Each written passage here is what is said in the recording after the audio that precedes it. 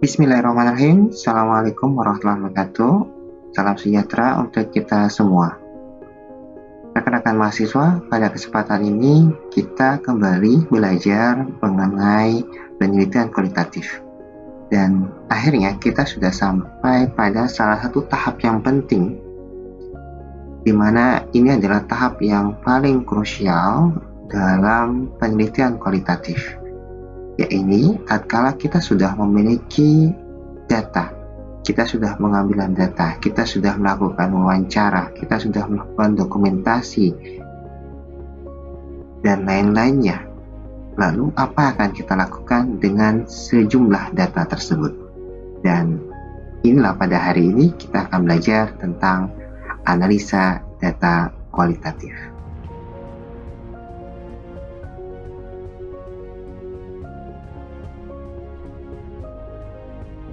Baik, bagaimana cara kita belajar tentang analisa data kualitatif ini?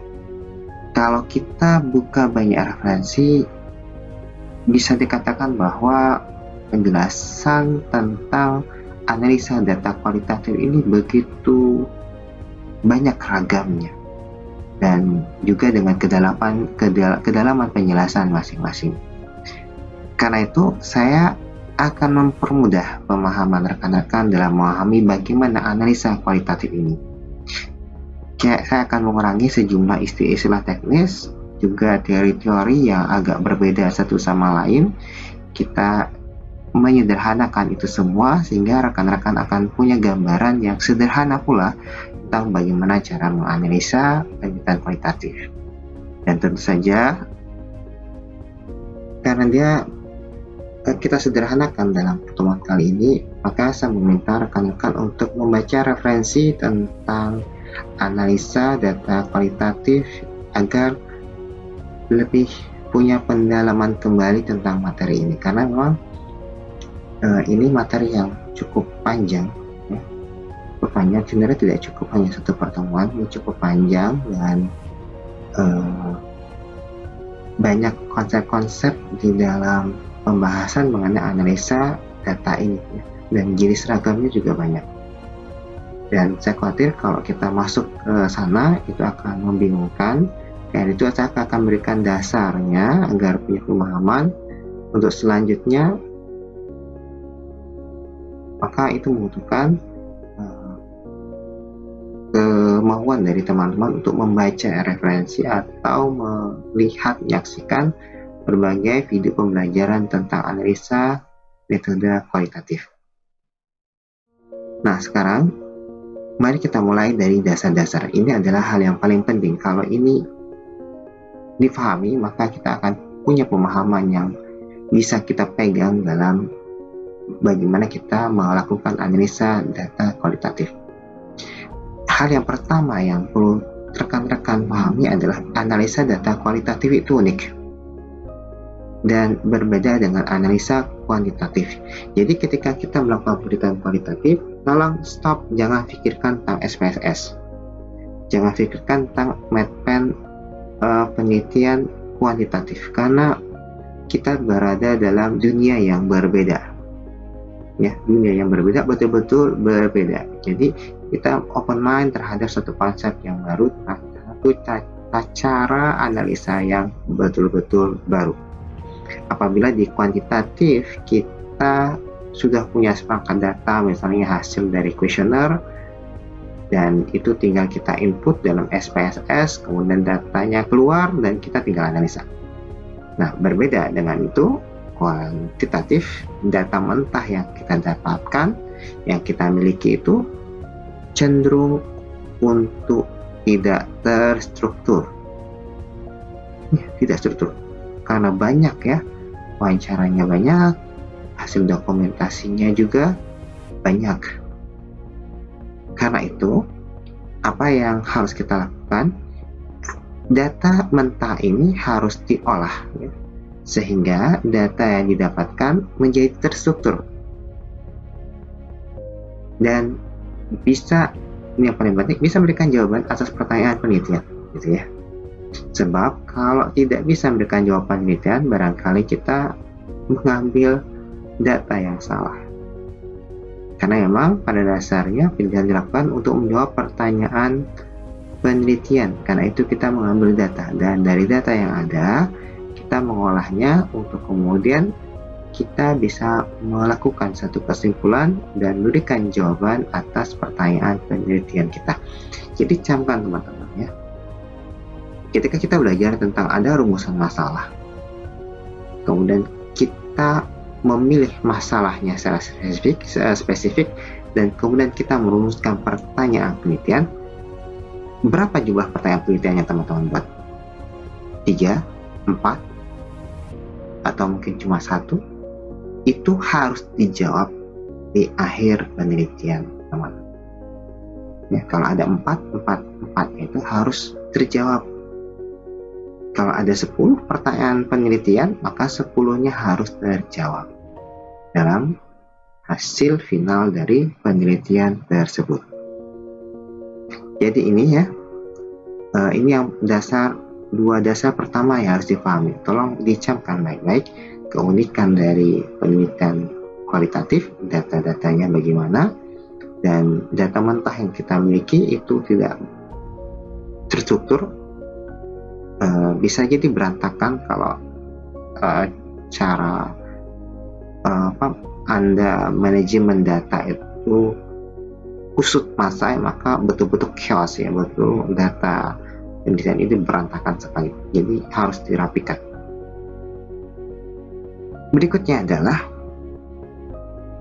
pada saat melakukan analisis data itu bisa dilakukan saat kita mengambil data. Saat pengumpulan data itu sudah kita bisa melakukan analisis data, dan juga kita bisa melakukannya setelah selesai pengumpulan data. Jadi final betul-betul adalah saat kita telah selesai dari mengambil data, karena secara resmi kita melakukan analisis itu adalah pada saat data semua terkumpul. Tapi karena data itu berkumpul secara berlahan-lahan, berproses, maka pada saat masih mengumpulkan data masih sedikit, agar tidak menumpuk, kita sudah bisa melakukan analisis data. Nah, itu juga gunanya nanti agar kita mampu melihat mana celah dari informasi yang belum kita dapatkan. Hasil data kualitatif yang kita temukan biasanya berupa transkrip wawancara dan laporan observasi dan juga dokumentasi. Jadi ada 3 jenis data dalam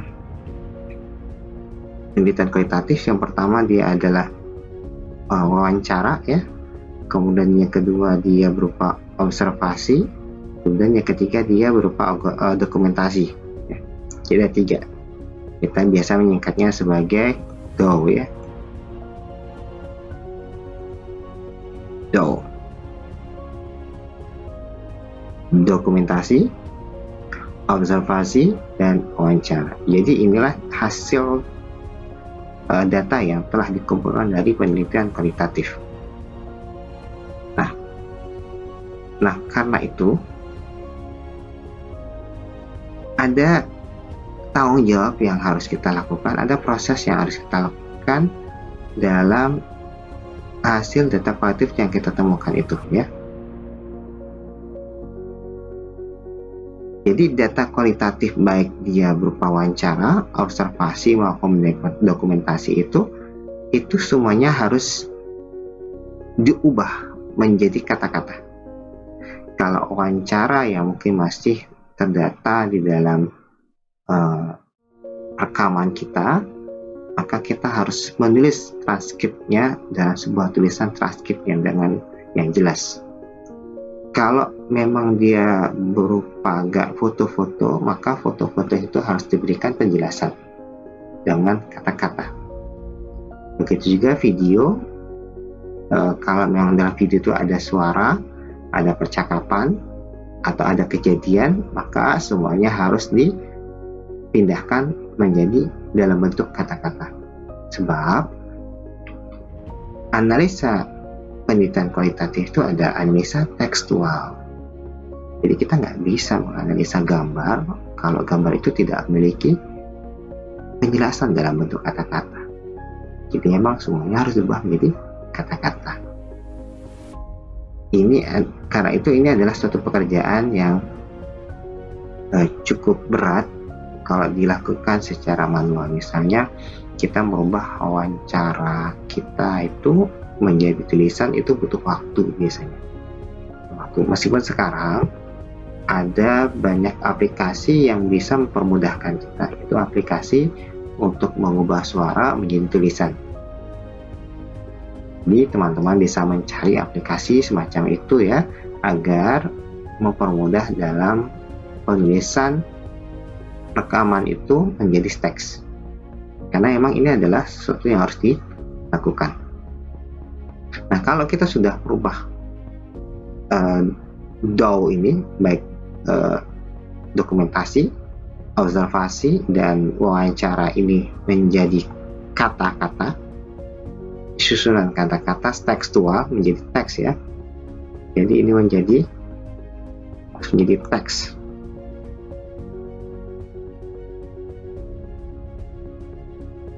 Teks, maka kita akan bisa melakukan analisa tekstual. Kalau sudah menjadi analisa tekstual, data tekstual, maka data itu bisa kita susun, bisa dikategorikan, bisa dicari polanya, bisa dibandingkan, dan bisa diinterpretasi. Itu adalah dasar-dasar yang penting untuk kita kuasai. Kalau ini paham, saya rasa Anda sudah siap untuk memasuki pemahaman yang lebih lanjut lagi. Sekarang kita masuk untuk memahami apa pendekatan yang bisa kita lakukan dalam analisa. Dan pada kesempatan ini yang saya ingin perkenalkan adalah konsep dari Alan Bryman ya. Ini dia adalah salah satu tokoh yang sangat terkenal dalam bidang kualitatif, dan buku-bukunya banyak ya, bisa teman-teman cari. Yang antaranya adalah buku tentang analisa kualitatif. Menurut Alan Bryman ini, dia bilang bahwa pendekatan kualitatif itu ada dua. Ada pendekatan dengan analisis induksi, ya. Kemudian ada pendekatan dengan analisis teori grounded. Apa bedanya antara analisis induksi dan analisis teori grounded? Kita pahami dulu dari analisis induksi. Analisis dengan pendekatan ini dimulai dari hipotesis yang sudah dipegang oleh peneliti sebelum turun lapangan. Jadi penelitian kita sudah punya hipotesis. Mirip dengan pendekatan kuantitatif, memang sudah punya hipotesis dan kita hendak membuktikan hipotesis dari pengambilan data. Bedanya adalah dengan kuantitatif, pada pendekatan kualitatif, hipotesis itu bersifat terbuka pada temuan lapangan, jadi dia akan memungkinkan untuk mengalami perubahan. Setelah turun lapangan, peneliti memeriksa apakah ada data yang diperoleh itu mengonfirmasi atau menyangkal hipotesisnya.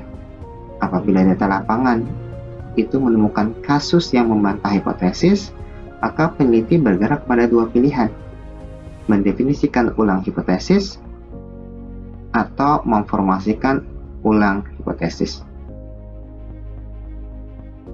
Nah, mendefinisikan ulang hipotesis dan mengeksklusi temuan yang menyimpang akan membawa pada selesainya proses analisis, sedangkan memformulasikan ulang hipotesis akan membawa pada pengumpulan data ke lapangan kembali. Kemudian, analisa teori grounded. Nah, kalau analisa kualitatif dengan teori grounded itu, ini yang paling banyak ya digunakan secara umum. Hampir kebanyakan analisa data kualitatif macamnya. Mungkin kalian temukan beragam-ragam itu, pendekatannya kurang lebih seperti ini. Singkatnya, kita tidak punya hipotesis di awal penelitian. Bukan berarti tidak ada ya, nanti bisa kita kembangkan hipotesis itu sejalan dengan proses yang terjadi. Jadi penelitian ini kita punya pertanyaan penelitian, kita punya riset question, dan itu memang harus ya riset questionnya, tapi tidak memikirkan hipotesis ada di kepalanya. Kita tidak memikirkan hipotesis dalam penelitian ini terlebih dahulu. Namun kita akan tetap melakukan kajian pustaka atau review literatur. Padahal biasanya kan kalau ada review literatur data pustaka, nanti dari review literatur itu akan menghasilkan hipotesis. Ya. Tapi di sini kita tidak membangun hipotesis. Pengetahuan teori dan referensi yang kita miliki itu digunakan untuk dikembangkan dengan mengaplikasikan sampling teoritis. Apa itu sampling teoritis? Sampling teoritis adalah proses pengumpulan data untuk menghasilkan teori di mana peneliti sembari mengumpulkan, mengcoding, menganalisis data, dan memutuskan data seperti apa yang ingin dikumpulkan dan gimana memperolehnya, dan nantinya digunakan untuk mengembangkan teori yang sedang dikembangkan. Jadi proses pengumpulan data ini dikontrol oleh teori yang sedang dikembangkan baik secara substantif maupun formal. Itu menurut Glaser van Strauss tahun 1967. Kita lihat bagaimana perbandingan antara pendekatan analisis induksi ini dengan analisis teori grounded ini dalam bentuk tabel. Ini akan berbeda perjalanan prosesnya. Ini mulainya dari kalau induktif dia akan ada definisi tentang pertanyaan penelitian dan ada hipotetik dari riset questionnya itu, ya. Kemudian mulai dikumpulkan data, diperiksa kasus-kasusnya, apakah ada kasus yang menyimpang dan tidak mengkonfirmasi hipotetik, maka dilakukan reformulasi hipotesis lagi. Kalau tidak ada yang menyimpang, maka berarti hipotesisnya sesuai, maka diakhiri penelitiannya. Kalau yang ini, kalau ada yang tidak ini, bisa jadi kemudian didefinisikan ulang hipotesisnya dan diselesaikan penelitiannya. Adapun untuk yang penelitian grounded, itu prosesnya kita mulai dari membangun, ada topiknya ya, ada rumusan masalahnya, kemudian di sini ada research question. Dan kemudian dari research question ini kita mencari teori samplingnya untuk menjadi guidance kita dalam pengambilan data. Lalu kita mengambil collect data, kemudian kita dari data yang kita kumpulkan kita coding sampai membangun konsepnya dari coding-codingan itu. Kemudian kita melakukan perbandingan sampai kita punya kategori, ya, sampai akhirnya prosesnya selanjutnya ya. Kita lihat di sini ada membangun hubungannya, dan di sini kita bisa saja membangun hipotesis ya. Kemudian dari sini kita menyusun kembali sampling teoretiknya, lalu mengumpulkan data lagi, kemudian membangun kategorinya, lalu menguji hipotesis, dan ya sampai pada ujungnya adalah nanti kita bisa membangun teori. Jadi ada dua proses yang berbeda dalam pendekatan induksi dan pendekatan grounded. Mungkin ada pertanyaan, lalu apa yang harus saya lakukan? Kita sudah teliti, apa yang harus saya lakukan? Jadi, yang harus Anda lakukan pertama, jangan menunda-nunda atau bermalasan-malasan ketika sedang melakukan riset kualitatif. Karena ada banyak yang harus Anda kerjakan. Kalau sudah ada data terkumpul, segera dibuat transkripnya.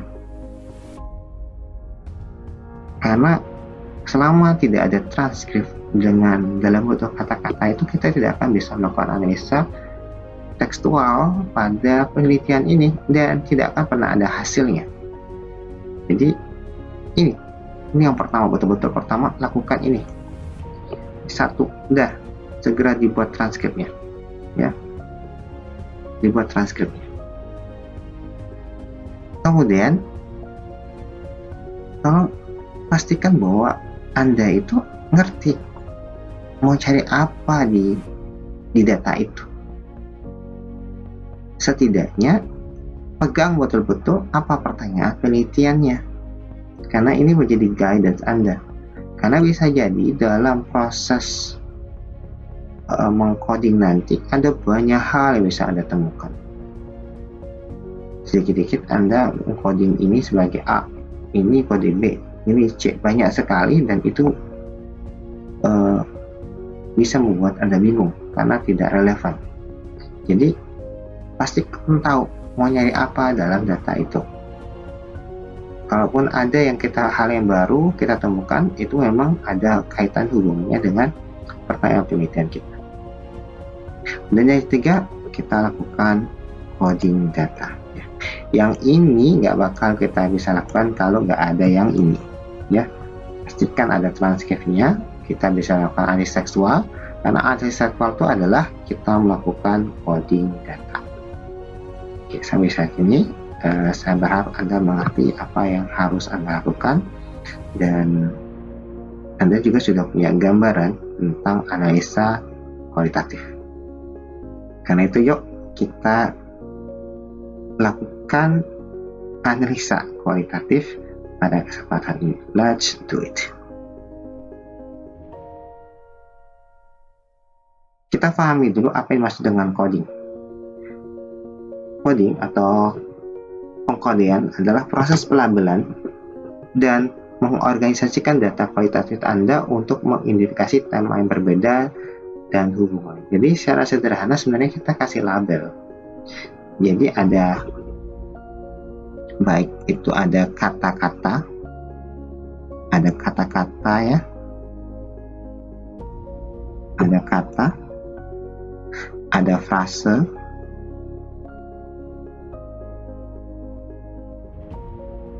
atau ada kalimat, ya. Dari transkrip itu, ini kita labelkan. Kalau emang kita menemukan sesuatu yang menarik, kita berikan label.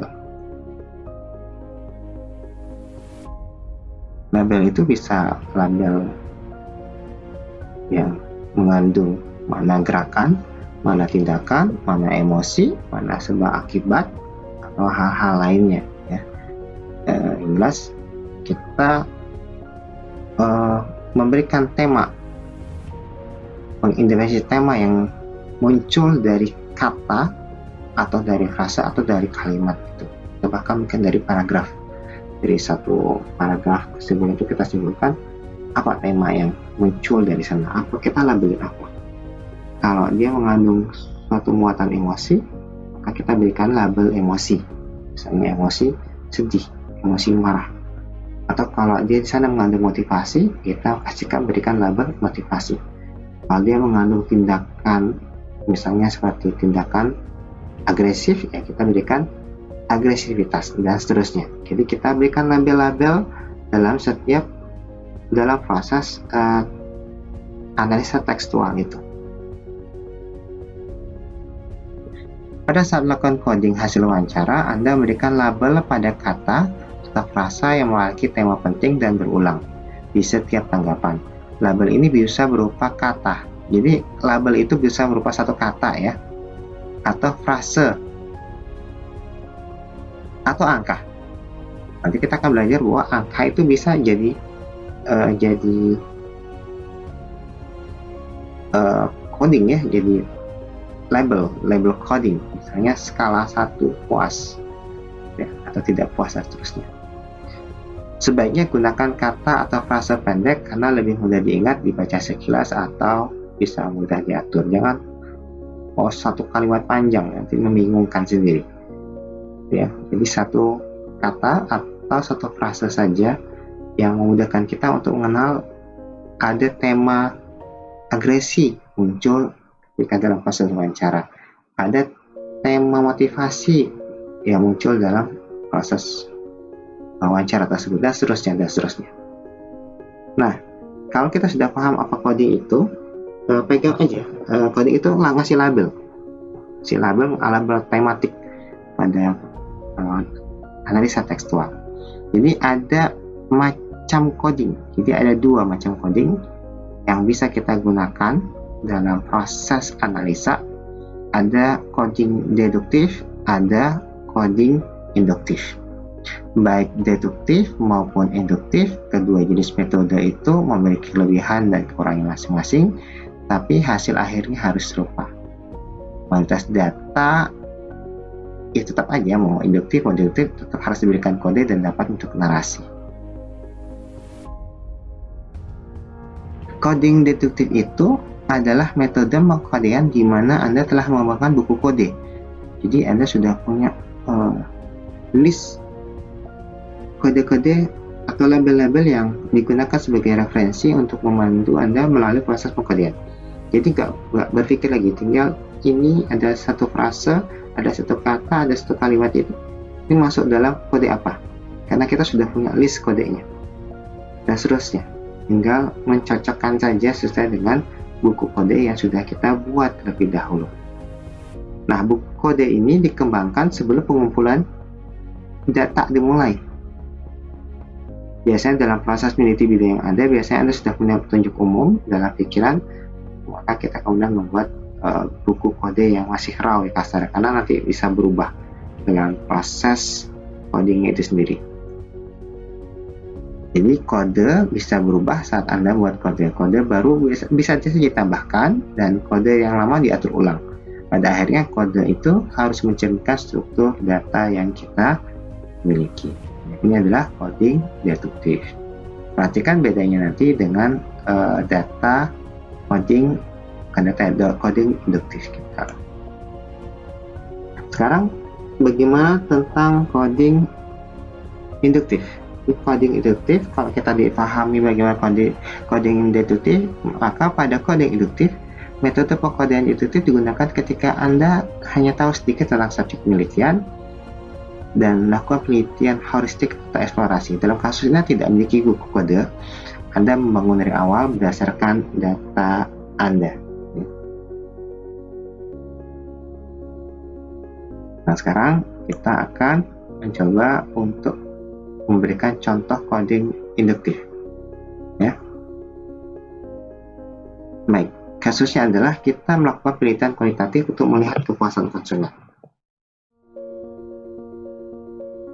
Jadi, yang dimaksud dengan kepuasan konsumen, kita akan lihat dari kualitas produknya, bagaimana respon konsumen terhadap kualitas produk, bagaimana respon konsumen terhadap harga, dan bagaimana respon mereka terhadap pelayanan pelanggan. Jadi ini bisa menjadi inti dari kepuasan konsumen pada restoran Paus Bakar yang contohnya di sini.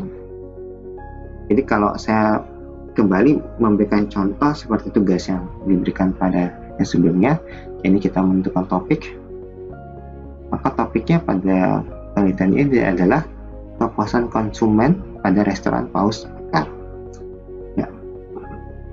Masalah penelitian atau hal yang ingin kita ketahui adalah bagaimanakah kepuasan konsumen yang menjadi pelanggan di restoran Paus Bakar ini, karena kita tidak punya informasi tentang hal itu, maka ini jadi masalah ya. Kemudian pertanyaan penelitiannya apa? Kita bisa membangun pertanyaan penelitian bagaimanakah kepuasan konsumen terhadap kualitas produk, bagaimana kepuasan konsumen terhadap harga produk, bagaimana kepuasan konsumen terhadap layanan pelanggan. Itu pertanyaan penelitiannya. Kemudian dari itu kita membuat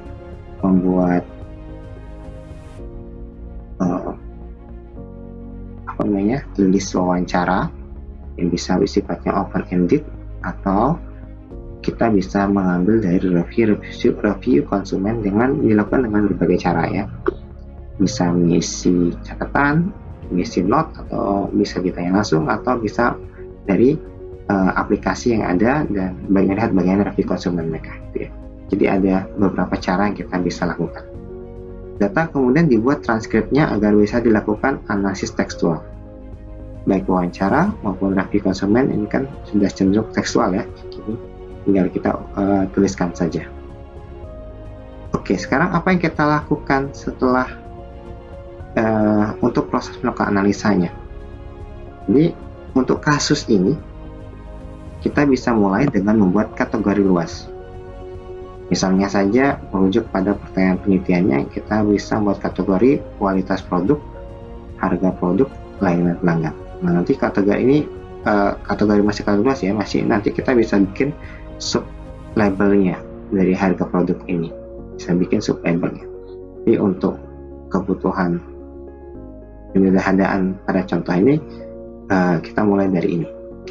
karena kategori bisa berkembang seiring proses analisa data. Kemudian ini kategori luas, karena kita menjadi tentang kepuasan, maka kita juga ingin tahu tentang kategori emosi atau sentimennya, karena kita bicara tentang kepuasan.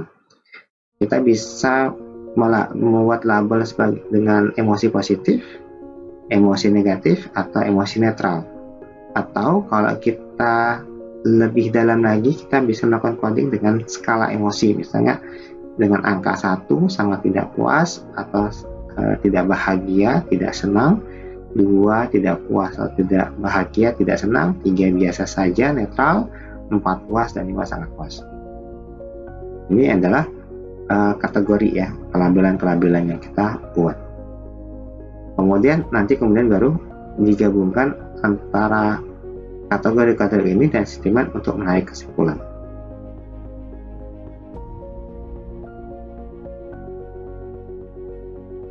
Contoh transkripnya, misalnya wawancara dilakukan kepada AR umur 25, laki-laki. Nah, ini penting ya, identitas nama atau mungkin nama lengkapnya kita tuliskan, usia, dan jenis kelamin.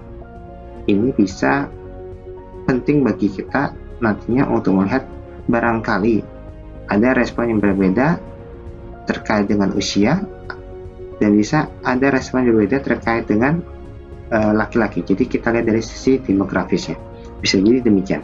Jadi itu penting agar kita mengidentifikasi siapa responden yang kita wawancarai, termasuk juga nanti ada pekerjaannya, karena pekerjaan itu bisa jadi mempengaruhi respon ya, atau bahkan pendidikan bisa jadi mempengaruhi respon. Misalnya dalam transkripnya si R 25 laki-laki mengatakan bahwa makanannya sangat enak sampai nambah lagi, tapi kapan-kapan saja uangnya tidak cukup. Kalau bisa dibuat paket ekonomis lah. Tadi itu saya sempat nunggu lama. Apa memang lama ya manggang pausnya?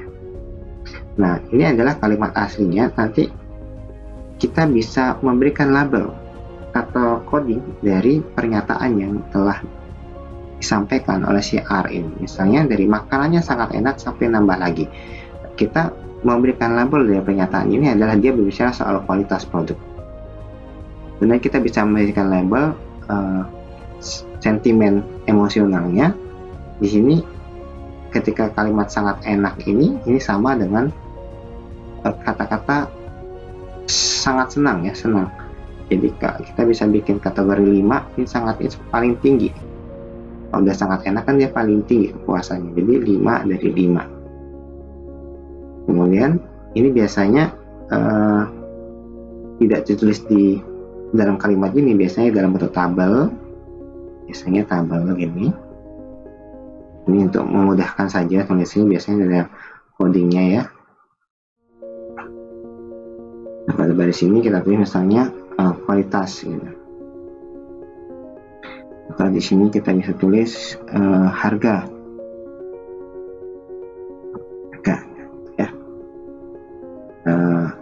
Ini bisa tulis sebagai layanan. Cara penulisan transkrip wawancara dan prosesnya bisa bermacam-macam. Ada yang sangat detail, ada yang ditulis dengan setiap baris tuh dibedakan, baris 1, baris 2, baris 3, 4, 5, dan seterusnya. Jadi codingnya bisa per baris. Jadi nanti bisa diindikasi bahwa ini ada di baris 1 ya, wawancara si R, sehingga tidak mudahkan seorang untuk menelusuri kembali sumber dari pelabelan atau codingnya itu. Jadi nanti dipelajari kembali bagaimana cara menuliskan transkrip wawancara dan bagaimana nanti menuliskan codingnya. Paling sederhana ya, ini pernyataannya ya, dan ini sampingnya adalah codingnya. Kalau untuk contoh ini saya buat di kalimat ini ya. Tapi nanti ini kalau modelnya begini, kalau banyak panjang akan bingungkan. Lebih mudah kalau ini dipisahkan, ini yang ini dipindahkan kemari. Intinya seperti ini. Coding itu seperti ini. Kita memberikan label tematik pada ungkapan atau pernyataan yang didapatkan ketika kita melakukan analisis tekstual. Dan label itu bisa berbeda-beda pada setiap orang. Jadi kalau saya ada 2 orang, kita meneliti ada 2 orang, kemudian sama-sama kemudian menganalisa ini, bisa jadi coding dia akan berbeda. Nah, nanti itu gunanya adalah untuk validasi ya, triangulasi.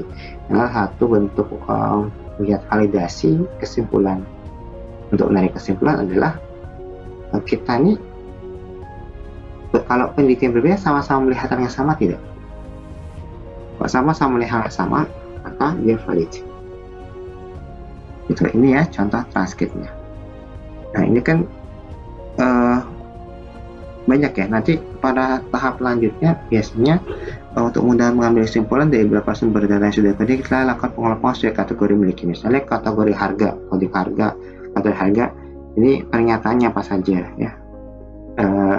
Siapa ngasih pernyataan, apa pernyataannya menunjukkan kategori yang masuk dalam kategori harga, seterusnya memudahkan untuk analisa. Biasanya kalau kita menggunakan software itu biasanya nanti akan dikumpulkan secara secara otomatis akan terkumpul seperti ini. Yang masuk kategori harga itu pernyataan yang mana saja dari siapa saja, langsung keluar, bahkan dalam bentuk tabel atau bagian-bagian tertentu.